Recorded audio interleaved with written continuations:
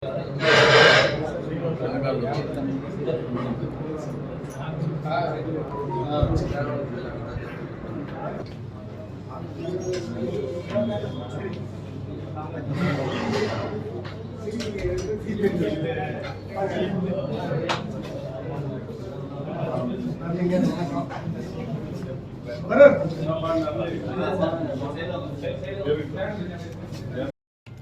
பார்த்துட்டு அவர் வந்து இந்த ஆட்சி இப்போ நடந்துட்டு இருக்கிற ஆட்சியில் சிறு குறு நடுத்தர தொழிலினுடைய பாதிப்பு எவ்வளவு இருக்கு, காங்கிரஸ் வந்தால் என்ன மாற்றங்கள் அது வரும், குறிப்பாக ஜிஎஸ்டி போன்ற விஷயங்கள்ல என்ன சேஞ்சஸ் பண்ண இருக்குங்கிறத அட்ரஸ் பண்றாங்க.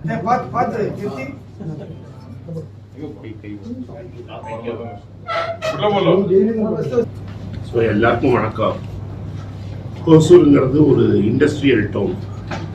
இது வந்து சி சுப்பிரமணியம் எங்கள் முன்னாள் தலைவர் ஆரம்பித்தது இந்திரா காந்தி அம்மையாருக்கு ரொம்ப நெருக்கமான ஒன்று. இந்த தமிழ்நாட்டில் வந்து ஒரு காமராஜ் மாடல் அப்படிங்கிறது ஒரு ரொம்ப பிரபலமான மாடல்.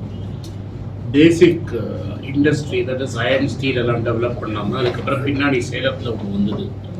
பட் அந்த மெட்டீரியலை யூஸ் பண்ணி ஸ்மால் ஸ்கேல் இண்டஸ்ட்ரியை டெவலப் பண்ணுங்கிறது தான் காமராஜர் மாடல். கிண்டி, அம்பத்தூர், அதுக்கப்புறம் அந்த ஹோசூருங்கிறது ஒரு பெரிய டவுன். சிப்காட்டுங்கிற மூலமாக இங்கே சிப்காட் பார்க்கை வந்து முதல்ல காங்கிரஸ் கட்சியை சேர்ந்த சி சுப்பிரமணியம் தான் இங்கே பெருசாக ஆரம்பித்தார். அது வந்து இன்னைக்கு வளர்ந்து ஒரு பெரிய கார்பரேட் ஜெயிண்டாக மாறிடுச்சு. டிவிஎஸ் மோட்டார்ஸ், ஓலா, இது மாதிரி பல கம்பெனிகள் இங்கே மேனுஃபேக்சரிங் பண்ணுறாங்க.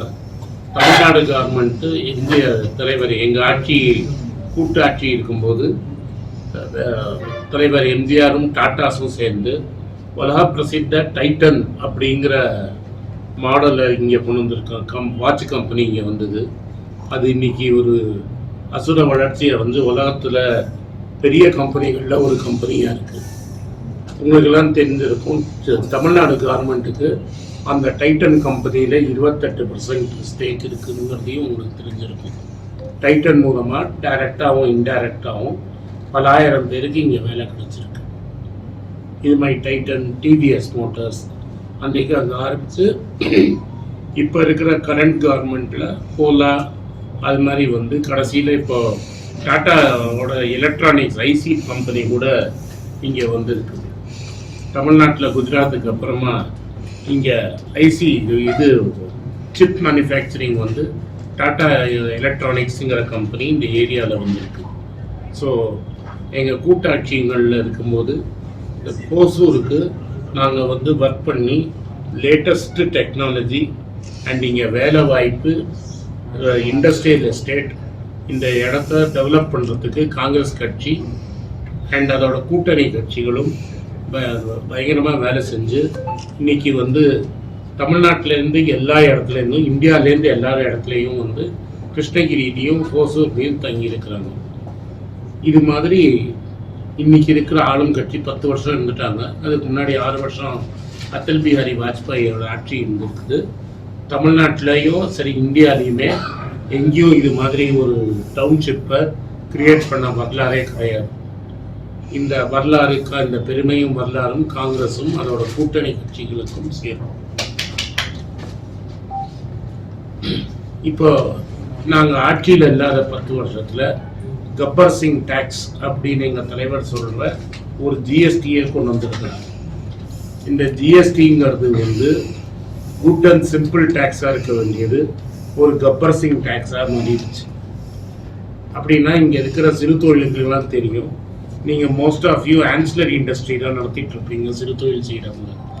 அப்போ நீங்கள் ஒரு பெரிய கார்பரேட்டுக்கு, டைட்டன் மாதிரி ஒரு கார்பரேட்டுக்கு சப்ளை செய்வீங்க, இல்லைன்னா டிவிஎஸ் மோட்டார்ஸ் மாதிரி ஒரு கம்பெனிக்கு சப்ளை செய்வீங்க. பேமெண்ட் வரத்துக்கு ஒரு 3-4 மாதம் ஆகும். ஆனால் நீங்கள் பில் பண்ண மாதமே அட்வான்ஸ் ஜிஎஸ்டி கட்டுற மாதிரி இருக்கும். இந்த ஜிஎஸ்டி கிரெடிட் உங்களுக்கு வந்து பேமெண்ட் வரத்துக்கு ஒரு 2-3 மாதம் ஆகும். அது வரைக்கும் நீங்கள் பொறுமையாக காத்துட்ருக்கணும். இப்போ ஆல்ரெடி ஒரு நெருக்கடி, உங்களுக்கு பண நெருக்கடி இருக்கும்போது நீங்கள் வந்து இந்த ஜிஎஸ்டியை வந்து கட்டி அதுக்கும் நீங்கள் கடன் வாங்கி கவர்மெண்ட்டுக்கு கட்டுற மாதிரி நிலைமையில் உங்களை தள்ளி இருக்கிறாங்க. முன்னெல்லாம் எப்படின்னா எக்ஸைஸ் டியூட்டியில் வந்து சிறு தொழிலுக்கு ஒரு லெவல் எக்ஸம்ஷனும் அதுக்கு மேலே போனால் தான் நீங்கள் எக்ஸைஸ் டியூட்டி கட்டணும். உங்களுக்கு வெறும் வேட்டு மட்டும்தான் இருந்தது. அதனால் டேக்ஸ் பர்டன் ஏற்றிருக்காங்க. கடன் வாங்கி நீங்கள் அந்த டேக்ஸை கட்டுற மாதிரி நிலைமையில கொண்டு வந்து உங்களை தள்ளிட்டாங்க. அடுத்தது வாஜ்பாய் டைமில் வந்த சர்ஃபேஸை ஆக்டை பெருசாக்கி இன்றைக்கி நீங்கள் ஒரு 3 மாதம் வட்டி கட்டலைன்னா கூட உங்கள் ப்ராப்பர்ட்டியை சீஸ் பண்ணி விற்கிற லெவலுக்கு கொண்டு வந்துட்டாங்க. இந்த அவலை உங்கள் எல்லாருக்கும் தெரிஞ்சிருக்கும். அதனால் இப்போ நடுவில் என்ன பண்ணிட்டாங்கன்னா போஸ்டர் அடித்து யார் யார் பணம் கட்டலைங்கிறத ஸ்டேட் பேங்க்கும் மற்ற பேங்க்குகள்லாம் போஸ்டர் அடித்து வெள்ளை போட்டு பல சிறு தொழில் செய்கிறவங்களோட மான மரியாதையெல்லாம் வாங்கியிருக்கிறாங்க. சிறு தொழில் செய்கிறவங்க மான மரியாதைங்கிறது அவங்களுக்கு ரொம்ப முக்கியம். அதே பிரதமருக்கு ரொம்ப க்ளோஸாக இருக்கிறவங்க மேலே சர்ஃபைஸையும் பாயலை ஒன்றும் பாயலை இன்றைக்கும் ஜாலியாக சுற்றிட்டு இருக்கிறாங்க. வெள்ளம் பல லட்சம் கோடிகள் கார்ப்பரேட்டுக்கு தள்ளுபடி செஞ்சிருக்கு. கடைசி கணக்குப்படி 16 லட்சம் கோடி கார்ப்பரேட்டுகளுக்கு தள்ளுபடி செஞ்சுருக்கு. அவங்க அசட்டை கொண்டு வந்து விற்று ஒன்றும் பண்ணலை. இப்போ ரீசண்டாக 1 லட்சம் கோடிக்கு மேலே நேஷ்னலைஸ் பேங்க்கு கடன் கட்ட வேண்டிய அனில் அம்பானி அவரோட பையன் கல்யாணத்தில் பல கோடி செலவழித்து கல்யாணம் பண்ணியிருக்கிறார். அவர் மேலே எந்த ஆக்ஷனும் எடுக்கலை. ஒரு நாளைக்கு கூட அவரை விசாரணை கூட கூப்பிடலை. அவங்களோட குர்தாஸ்பூர் எம்பி சன்னி டொயருங்கிறவர் அவரோட ஜுகு பிளாட் பங்களாவை வச்சு பல கோடி கடன் வாங்கியிருக்கிறாரு பேங்க் ஆஃப் பரோடாவில். அதை வந்து பணம் கட்டாத போது ஆக்ஷனுக்கு கொண்டு வராங்க பேங்க் ஆஃப் பரோடா. அடுத்த நாள்லேருந்து ஆக்ஷன் லிஸ்ட்லேருந்து அதை வெளில எடுத்துப்பாங்க. அதுக்கப்புறம் பேங்க் ஆஃப் பரோடாக்கு அந்த பணம் கலெக்ட் ஆகியானே தெரியாது. அதனால பாஜக ஆட்சியில் நிர்மலா சீதாராமன் அம்மையார் வந்து ஃபைனான்ஸ் மினிஸ்டராக இருக்கும்போது பணக்காரர்களுக்கு ஒரு சட்டம் உங்களுக்கு ஒரு சட்டம் அப்படிங்கிற நிலைமையில வந்திருக்கு. ஸ்டூடெண்ட் லோன் அப்படிங்கிறத எடுத்து உங்கள் பசங்களை நீங்கள் கட்டப்பட்டு படிக்க வச்சும்போது வேலை வாய்ப்பு கம்மியாக இருக்கிறதுனால உங்கள் பசங்களை லோனை கட்ட முடியலன்னா அவங்கள துரத்துறது அவமானப்படுத்துறது அதுவும் இந்த ஆட்சி செஞ்சுட்டு இருக்குது.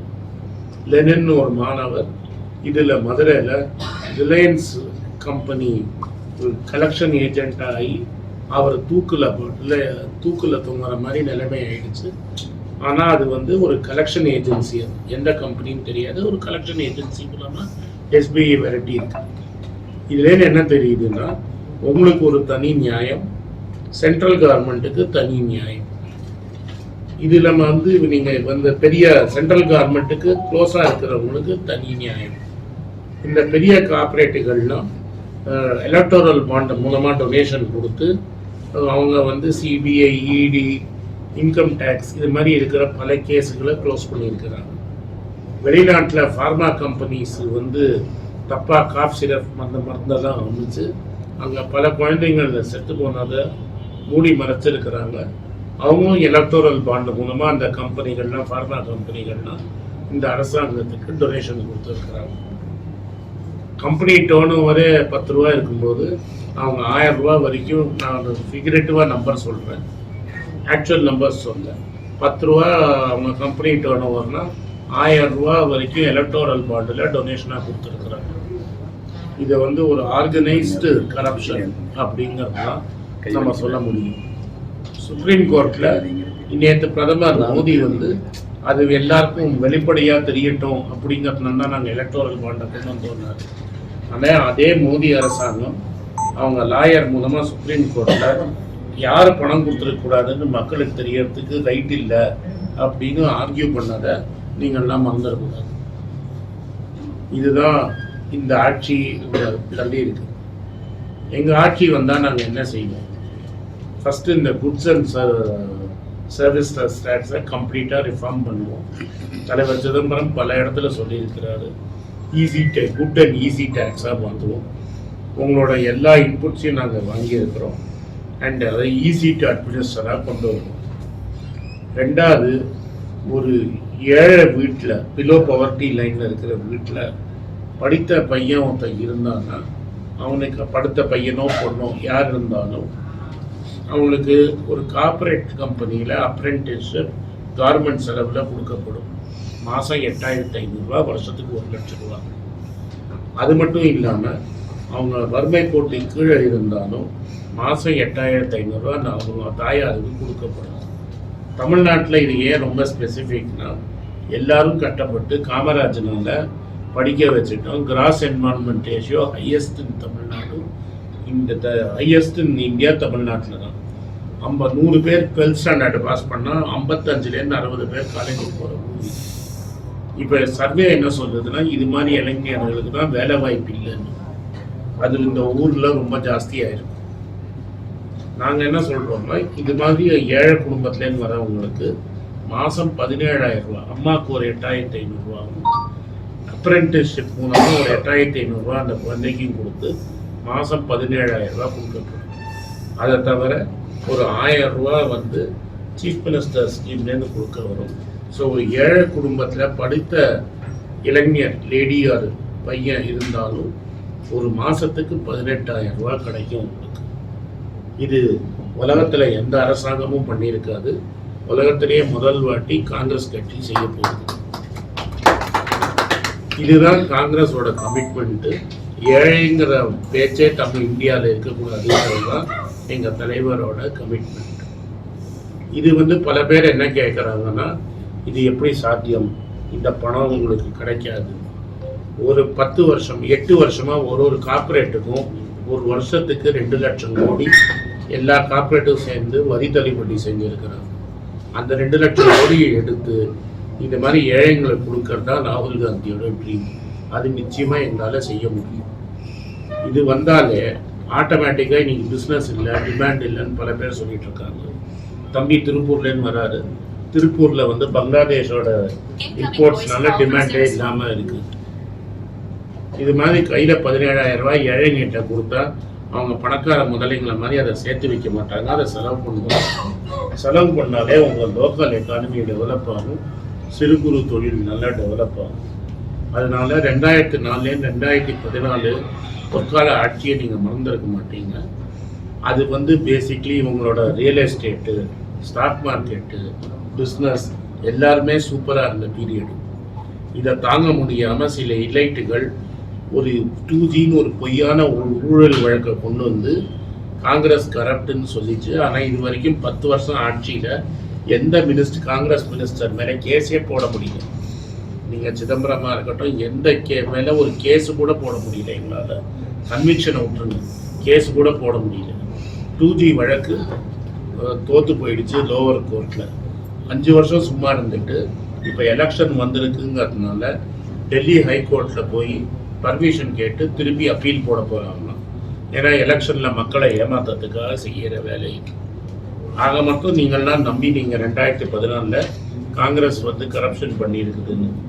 இன்னைக்கு 2024 ஒரு காங்கிரஸ்காரனையும் உங்களால் ஜெயிலுக்கு அனுப்ப முடியலங்கிறத நம்ம சுற்றி காட்ட வேண்டிய கடமையில் இருக்குது. அது மட்டும் இல்லை, எல்லாருக்கும் நீங்கள் 5 லட்ச ரூபா வரைக்கும் இருக்கிற இன்சூரன்ஸை 25 லட்ச ரூபா வரைக்கும் இன்சூரன்ஸ் மாற்றணும். அதனால் இந்தியாவில் யாரும் மருத்துவ ட்ரீட்மெண்ட் இல்லைன்னு சொல்லி கஷ்டப்பட வேண்டாம். அடுத்தது நாங்கள் எடுத்த சர்வேல மிடில் கிளாஸுங்கிறது போராட்டத்துக்கு மெயின் காரணமே மோர் தென் 50% ஒரு மெடிக்கல் எமர்ஜென்சி வந்தால் தான் ஆயிடுது. அந்த மெடிக்கல் எமர்ஜென்சியை டீல் பண்ணுறதுக்கு கவர்மெண்ட்டே 25 லட்சம் ரூபாய்க்கு மெடிக்கல் இன்சூரன்ஸ் கொடுக்கும்னு காங்கிரஸ் கட்சி அனௌன்ஸ் பண்ணியிருக்கு. இதை தவிர எங்கள்கிட்ட பல ஸ்கீம்ஸ் இருக்குது. ஃபார்மர்ஸுக்கு தனியாக இருக்குது, உமனுக்கு தனியாக இருக்குது, ஃபிஷர்மேனுக்கு தனியாக இருக்குது. அதனால நிச்சயமாக எங்களால் இது பண்ண முடியும். பட் உங்களுக்கு வேணுங்கிறது டெஃபினட்டாக ஜிஎஸ்டியை நாங்கள் மாற்றிடுவோம். உங்களுக்கு டெஃபினட்டாக கார்பரேட்ஸுக்கு இருக்கிற முக்கால்வாசி சலுகையை உங்களுக்கும் கொடுப்போம். நிச்சயமாக வந்து இங்கே விவசாயம் பண்ணுறவங்களுக்கும் சொல்கிறோம், எம்எஸ்பிங்கிறது இத்தனை நாள் கவர்மெண்ட் கொடுக்குற பட்ஜெட்டில் சொல்கிற அமௌண்ட்டாக இருந்தது, லீகல் ரைட்டாக மாற்றிடும். லீகல் ரைட்டுனா என்னன்னா, ஒரு விவசாயி அந்த விலைக்கு கம்மியாக மார்க்குமே அந்த விவசாயிகிட்ட ஏமாற்றி வாங்க முடியாது. இதுதான் அரிசிக்கு 1 கிலோவுக்கு விலைன்னு கவர்மெண்ட் கொடுத்துருச்சுன்னா அந்த விலையில தான் ஒரு ட்ரேடர் கூட அந்த விலையில தான் ஒரு விவசாயிகிட்டேன்னு வாங்க முடியும். அதனால இது வந்து ஒரு கார்பரேட்டுக்கும் பணக்காரர்களுக்கும் இருந்த ஆட்சி மாறி ஏழைங்க, middle class, farmer and women சக்திக்கு ஒரு ஆட்சியாக மாறும். $148 ஒரு கச்சா எண்ணெய் ஆயில் இருக்கும்போது நாங்கள் $400 சிலிண்டர் கொடுத்தோம். நீங்கன்னா மன்மோகன் சிங்கை கிண்டல் அடிச்சிங்க. இன்னைக்கு $75 இருக்கும்போது கிட்டத்தட்ட $148 நாங்கள் $400 கொடுத்தோம். இன்னைக்கு $75 இருக்கிறச்ச அம்மையார் உங்கள்கிட்ட $1200 வாங்குறாரு. மோடி பார்த்துட்டு இருக்கிறாரு. கேட்டால் அந்த அம்மையார் சொல்லுவாங்க, நான் எல்பிஜி சிலிண்டரை யூஸ் பண்ணலன்னு சொல்லுவாங்க. அவங்க வெங்காயம் சாப்பிட மாட்டாங்க, பூண்டு சாப்பிட மாட்டாங்க. ஏன்னா அவங்க எல்பிஜி சிலிண்டர் அவங்க அம்மா மினிஸ்டர்கிட்ட சமைக்க வேண்டாம். அதனால ஒரு எல்பிஜி சிலிண்டரோட வலி தெரியாது. மாண்புமிகு முதலமைச்சர் ஸ்டாலின் அவர்கள் உங்களுக்கு $1000 லேடிஸ் கொடுக்கறது அவங்களுக்கு பிச்சைக்காரின்னு பேசுகிற அளவில் இருக்காங்க அவங்க. நீங்கள் என்ன நினைக்கணும்னா, ஒரு $1000 கொடுத்தோம்னா ஒரு மாதத்துக்கு ஒரு சிலிண்டரை சென்னைங்க கணக்கு எடுத்துக்கங்க. ஒரு குடும்ப தலைவைக்கிட்ட தான் தெரியும் ஒரு சிலிண்டர் வாங்குறது எவ்வளோ கட்டம். ஒரு மாதத்துக்கு ஒரு சிலிண்டர் போயிடுச்சுன்னா அந்த சிலிண்டருக்கு பணம் சேர்த்து வாங்குறது ஒரு நடுத்தர குடும்பத்துக்கு தான் தெரியும். அது மாதிரி ஆட்களுக்கு நாங்கள் ஏழைக்கு $1000 கொடுத்தா அவங்க பிச்சைக்காரின்னு சொல்லி அவமானப்படுத்துறது தான் இந்த அரசாங்கம். இதில் மோடி சொல்கிறாரு, நாங்கள் வந்து லேடிஸில் மதிக்கிறோம். அதனால நீங்கள் எல்லாரும் வந்து இந்த மீடியா மூலமாக இங்கே ஹோசூரில் இருக்கிற எல்லா workers, small medium scale entrepreneurs எல்லாருமே கையை ஆதரித்து எங்கள் வெற்றி வேட்பாளர் கோபி சார் ஓட்டு போட்டு ராகுல் காந்தி தலைமையில் இந்தியா கூட்டணி ஆட்சி அமைக்கணும். உங்களுக்கு எல்லாருக்கும் நல்ல காலம் திரும்பி பிறக்கணும்னு நான் விஷ் பண்ணுறேன். நன்றி, வணக்கம். கேள்விக்கு நான் பதில் சொல்றேன். ஜிஎஸ்டி மட்டும் தான் பிரச்சனை நினைக்கிறீங்களா? சிறு குறு தொழிற்சாலைகளுக்கு ஜிஎஸ்டி அண்ட் டிமாண்ட். அதாவது நீங்க இருங்க, நான் சொல்லி முடிச்சிடுறேன் சார். ஜிஎஸ்டி, அதுக்கப்புறம் உங்களுக்கு டிமாண்ட்னா என்ன? உங்களுக்கு ஆர்டர் வேணும். இன்னைக்கு ஆர்டரே இல்லை, இண்டஸ்ட்ரியல் ஆர்டரே கிடையாது. ஆர்டர் இருந்தால் தான் நீங்கள் சப்ளை பண்ண முடியும். ஸோ கார்பரேட்டுகளும் உங்களுக்கு ஆர்டர் கொடுக்கறது இல்லை. சைனாலேருந்து இம்போர்ட் வருது, அதோட நீங்கள் கம்ப்ளீட் பண்ணுறீங்க. அடுத்து 3வது பெரிய இஷ்யூ, உங்களுக்கு பேங்க்குகள் கடன் ஒழுங்காக கொடுக்கறது இல்லை. பெரும் முதலாளிகளுக்கு செக்யூரிட்டி வாங்காமல் கடன் கொடுக்குறாங்க. உங்களுக்கு வந்து $10 கடன் கொடுக்கணும்னா $20 செக்யூரிட்டி கேட்குறாங்க. இதெல்லாம் டெஃபினட்டாக மாற்றிடுவேன். 2004 இருந்து 2014 வரைக்கும் ஆட்சி இருக்குன்னு நீங்களே சொல்லியிருந்தீங்க. மறுபடியும் நீங்க தான் இந்த தொழிற்சாலைகள் எல்லாம் கொண்டதா சொல்றீங்க. கொஞ்சம் இருங்க சார். வரலாறு நான் சொல்ல முடியாது. வரலாறு தப்புன்னா நீங்க சொல்லணும். அப்ப ஒத்துக்கிறீங்களா? நாங்க தான் கொண்டு வந்தோம். ஆனா 2004 இருந்து 2014 வரைக்கும் உங்க ஆட்சி இருந்துச்சு. ஆனா சிறு குறு தொழிற்சாலைகளோட பெரிய கோரிக்கை என்னவா இருக்குன்னா, குறைஞ்சபட்ச ஆதார விலையை நிர்ணயிக்கணும், ஒரு சட்டத்தை கொண்டு வரணும்ங்கிறது தான் அவங்களுடைய பெரிய டிமாண்ட். அதை யாருமே செஞ்சு கொடுக்கல. கொஞ்சம் இருங்க சார். நாங்க வந்து இப்போ அரிசிங்கிறது ஒரு கமாடிட்டி, அதுக்கு நான் ஆர்டர் குறைஞ்ச ஆதார விலை கொடுக்க முடியும். நீங்க வந்து டிவிஎஸ் மோட்டருக்கு சப்ளை பண்ணுவீங்க, ஓலாக்கு சப்ளை பண்ணுவீங்க, டைட்டனுக்கு சப்ளை பண்ணுவீங்க. Each company separate unique product. ஒரு நீங்கள் மோட்டார் சைக்கிள் இந்த விலைக்கு தான் விற்க முடியும், இந்த ஆதார விலைக்கு தான் நீங்கள் வந்து ஆர்டர் வாங்க முடியும். இது அரிசி பருப்புங்கிற மாதிரி எல்லாரும் வாங்குற பொருள்லாம் எங்களால் சொல்ல முடியும். அதாவது யூனிக் ப்ராடக்ட். இன்னைக்கு ஐசி இன்ஜினுக்கு நான் யூனிக்காக ப்ராடக்ட் கொடுத்தா இன்னைக்கு டிவிஎஸ்ஸே வந்து ஒரு இதுக்கு எலக்ட்ரிக் வெஹிக்கிள்ஸுக்கு போகிறாங்க. இன்னிலேருந்து 5 வருஷம் கழிச்சு 35% ஆல் வெஹிக்கிள் எலக்ட்ரிக் வெஹிக்கிள் ஆகும். நான் ஐசி இன்ஜினுக்கு ப்ரொடெக்ஷன் கொடுத்தேன்னா அப்புறம் எப்படி எலக்ட்ரிக் இன்ஜின் வரும்? நீங்கள் வந்து காமனாக மக்கள் யூஸ் பண்ணுற கமாடிட்டிக்கு என்னால் ஆதார விலை கொடுக்க முடியும். நீங்கள் அந்தந்த ஃபேக்ட்ரிக்கு நீங்கள் சப்ளை பண்ணுறதுக்கு ப்ராடக்ட்டுக்கு நான் யூனிக் ப்ராடக்ட் தர முடியாது. இப்போ நான் இன்டெலோட 386 சிப்புன்னு அந்த காலத்தில் இருந்த சிப்புக்கு ஆதார விலை கொடுத்தேன்னா 6 மாதத்தில் அது 586 மாறி போயிடும்.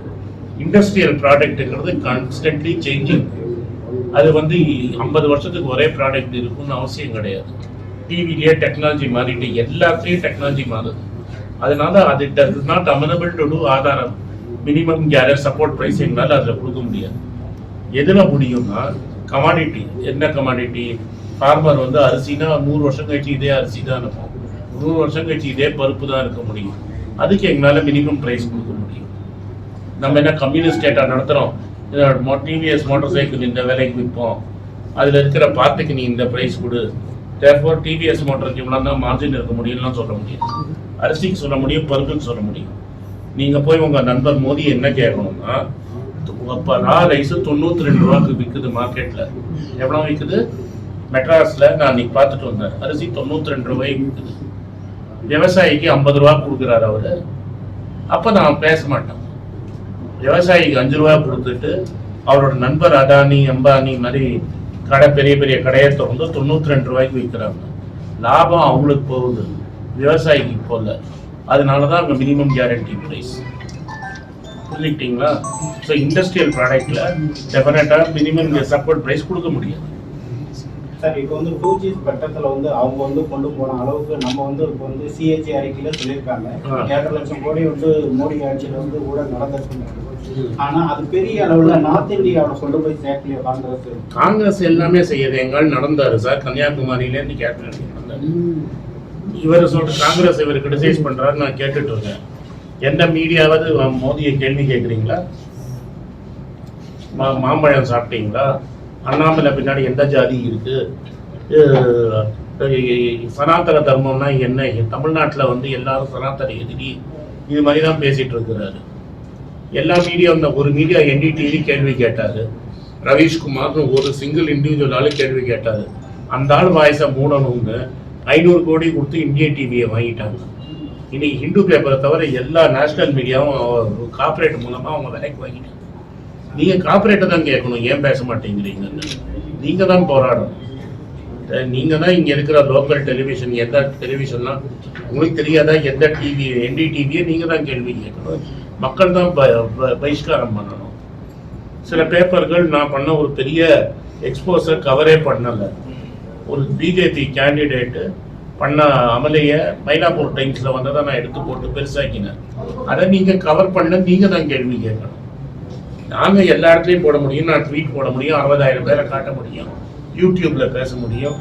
நீங்க இன்னைக்கு யூடியூபை திறந்தீங்கன்னா ஹிந்திலேயே வந்து 2019 இல்லாத அளவுக்கு இண்டிபெண்டன்ட் ஜேர்னலிஸ்ட் 20 பேருக்கு மேல வேலையை விட்டு அமைச்சவங்க இருக்காங்க.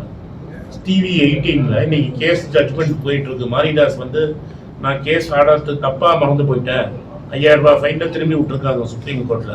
மாரிதாஸ் பண்ணதுல நண்பர் குணா, செந்தில்வேல், ஜீவ சதாப்தம், இது மாதிரி 3-4 பேர் ஜேர்னலிஸ்டுக்கே வேலை போயிடுச்சு. அப்ப ஜேர்னலிஸ்டே என்ன பேசணும்னு சொல்ற அளவுல இந்த அரசாங்கம் இருக்கு. இப்ப நண்பர் கேள்வி கேட்கறாரு, நான் பதில் சொல்றேன். அது மாதிரி யாராவது நீங்க மோதியை கேட்க முடியுமா?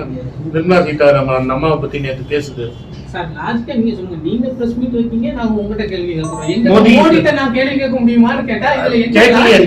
நான் உங்களை கேட்கல, எந்த பிரஸ்காரனாலையும் கேட்க முடியல இந்தியால இன்னைக்கு 10 வருஷத்துல. ஏன்னா மோடி பிரஸ்ஸை சந்திக்கவே தைரியம் இல்லையா? அதை நீங்க தானே சொல்லணும். பிரஸ்ஸை சந்திக்கிற முதுகெலும்பு இல்லைன்னு நீங்க தானே சொல்லணும். நான் சொல்லணுமா? அப்ப நான் சொன்னேன் எதிர்கட்சி சொல்லணும்னு சொல்றீங்க. பிரஸ் தானே சொல்லணும். ராகுல் காந்தி எல்லாரையும் சந்திக்கிறாரு, மல்லிகார்ஜுன் கார்கே எல்லாரையும் சந்திக்கிறாரு, நான் எல்லாரையும் சந்திக்கிறேன், மெட்ராஸ்லேருந்து வந்து இங்கே லோக்கல் ப்ரெஸ்ஸை சந்திக்கிறேன். மோடி ஏன் சந்திக்கிறேன் நீங்க தானே கேட்கணும், ப்ரெஸ் தானே கேட்கணும். தனித்தனியாக ஏன் தந்தி டிவிக்கு மட்டும் இன்டர்வியூ கொடுக்குறீங்க? ஓப்பன் ப்ரெஸ்ல 1000 பேரை சந்திக்கல. மன்மோகன் சிங் சந்திக்கலையா? இந்திரா காந்தி சந்திக்கல. அப்படிதானே கேக்குறீங்க? வந்தோடனே தந்தி பேப்பர் வந்தாச்சா, தினமலர் வந்தாச்சா?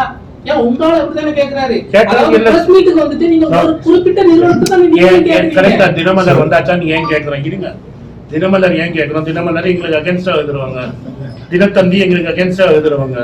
அதனால நீங்க வாங்கன்னு நான் சொல்றேன். நான் வந்து சன் டிவி வந்துச்சுன்னு கேட்டா நீங்க சொல்றது நியாயம். தினகரன் வந்துச்சான்னு நான் கேட்டேன்னா நியாயம். தினமலர் தினத்தந்தி தானே கேட்கிறேன். என்னை பத்தி எழுது, என்ன திட்டுன்னு நான் தைரியமா சொல்றேன். உங்க ஆளா சொல்லுங்களேன். சார், நேற்று பிரைம் மினிஸ்டர் சொல்லியிருக்காரு, தேர்தல் பத்திரம் வாங்குறதே கருப்பு பணத்தை ஒழிக்கிறதுக்கு தான். அப்ப ஏன் அதை வந்து மக்களுக்கு தெரியக்கூடாதுன்னு சொன்னாரு? சுப்ரீம் கோர்ட்ல ஏன் வந்து மக்களுக்கு தெரியக்கூடாதுன்னு சொன்னாரு? அதுல 3 விதமான ஊழல் நடந்திருக்குது. ஆல்ரெடி கான்ட்ராக்ட் வாங்கினவங்க தேர்தல் பத்திரத்துல கொடுத்துருக்காங்க. தேர்தல் பத்திரம் கொடுத்து 1-2 மாசத்துல கான்ட்ராக்ட் கிடைச்சிருக்குது. யார் மேலாம் CBI ED கேஸ் இருக்கோ அவங்கெல்லாம் கொண்டு போய் தேர்தல் பத்திரம் கொடுத்துருக்காங்க. அரவிந்தோ ஃபார்மான்னு ஒரு கம்பெனி இருக்கு, அதோட ஓனர் மிஸ்டர் ரெட்டி. அவர் தான் வந்து கேஜ்ரிவாலுக்கும் கவிதாக்கும் கோபிட்வின்னு அவரே சொல்றாரு. அவர் மேலே கேஸ் போடுறாங்க. கேஸ் போட்டோன்னா தேர்தல் பத்திரம் மூலமா அவர் டொனேஷன் கொடுக்குறாரு. கேஸ் வாபஸ் வாங்கப்படுது, அவர் அப்ரூவரா மாத்துறாங்க. இது கரப்ஷன் இல்லைன்னா என்ன சார் இது? ஒருத்தரை நீங்கள் பிடிக்கிறீங்க போலீஸ் ஸ்டேஷனில், அவர் வந்து நான் தான் எல்லாம் பண்ணேன்னு ஒப்புதல் வாக்குமூலம் கொடுக்குறாரு. அவர் உங்கள் கட்சிக்கு 50 கோடி ரூபா டொனேஷன் கொடுக்குறாரு. அவரை உடனே அப்ரூவராக மாத்துறீங்க. மெகான்னு ஒரு கம்பெனி பிஆர்எஸும் பிஜேபிக்கும் மேக்ஸிமம் டொனேஷன் கொடுத்துருக்கிறாரு. பிஆர்எஸ்க்கு ஒரு பெரிய இரிகேஷன் ப்ராஜெக்ட் கொடுத்து அது ஒரு பெரிய கான்ட்ரவர்சியாக மாறுது. இப்போ ஒரு டனலுக்கு வந்து நம்ம மைனர்லாம் மாட்டிக்கிட்டாங்களே, ஒரு பல பேர் ரோடு வேலை செஞ்ச மாட்டினாங்க.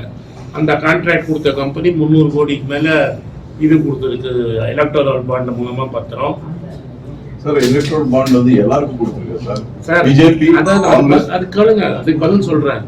நீங்கள் ரூல்ஸை மாற்றிட்டீங்க, வேற வழியை வாங்குறது கார்பரேட்ஸ்ட்டே வேற வழி வாங்க முடியாதுன்னு ஒரு ரூலை மாற்றிட்டீங்க. நாங்கள் அம்பையர்கிட்ட போய் கேட்கணும். அம்பையர் யாரு? Supreme court. காங்கிரஸ்காரர் ஜெயந்தா டாக்கூர்ங்கிறவர் தான் கேஸ் போடுறாரு. ஏடிஆர் கேஸ் போடுது, சிபிஐஎம் கேஸ் போடுது.